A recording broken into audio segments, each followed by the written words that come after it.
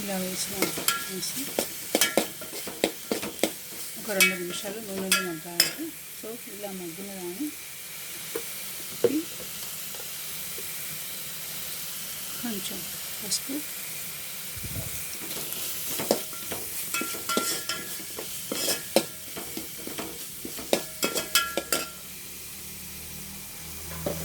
తగిన రుచికి సరిపడంత సాల్ట్, మీ ఇష్టం, మీకు ఎలా ఎంతవరకు తింటారో అంతవరకు సాల్ట్ యాడ్ చేసుకోండి.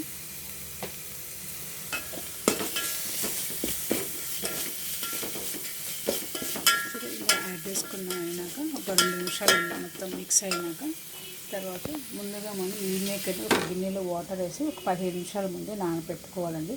యాక్చువల్లీ నానబెట్టుకుంటే ఇలా మిల్ మేకర్లో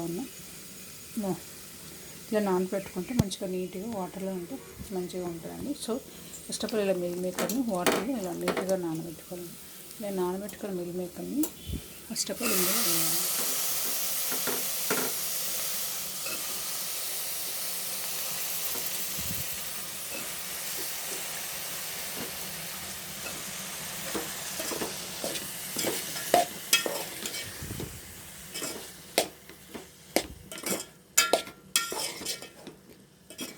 ఇలా వేసి అన్నీ ఒకసారి మిక్స్ చేయాలి. మిల్ మేకర్ కర్రీ చాలా బాగుంటుందండి, వేడి రైస్లో కానీ బంగారు రైస్లో కానీ. సో చపాతీలలో కానీ ఎక్కువ పుల్కాలకి బాగా తింటారండి. హైదరాబాద్ తెలంగాణ వాళ్ళకి ఫేమస్ అండి మిల్ మేకర్ కర్రీ. ఏ ఫంక్షన్స్కైనా ఎక్కడికైనా compulsory meal maker curry compulsory add చేస్తారండి. ఒక డిష్ లాగా ప్రయారిటీ ఇస్తారండి దీన్ని మిల్ మేకర్కి. సో ఇలా మిక్స్ చేసుకోవాలండి. ఇలా మిక్స్ చేసుకొని ఒక 2 మినిట్స్ సిమ్ చేసి మగ్గనివ్వాలి.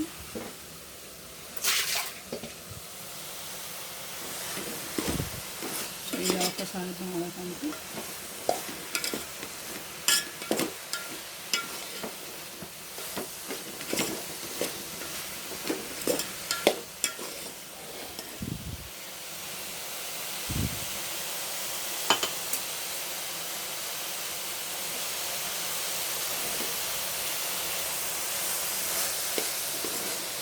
ఇలా కలిపాక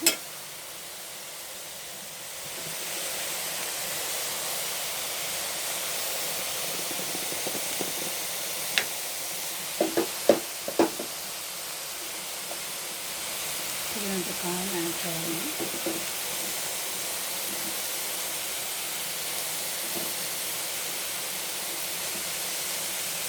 మీరు ఎంత కారం వేసుకోండి.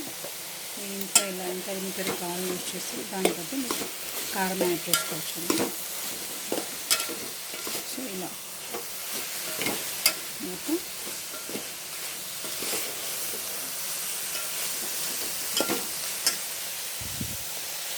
ఇలా మగ్గాలండి. కారం యాడ్ చేసినాక 2 నిమిషాలు అలా సిమ్ చేయాలండి.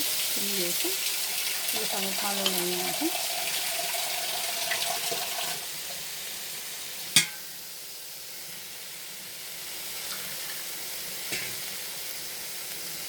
ఇప్పుడు వాటర్ యాడ్ చేసుకోవాలి. మీ ఇష్టం అండి. లూజ్గా కావాలంటే లూజ్ తగినంత వాటర్ యాడ్ చేసుకొని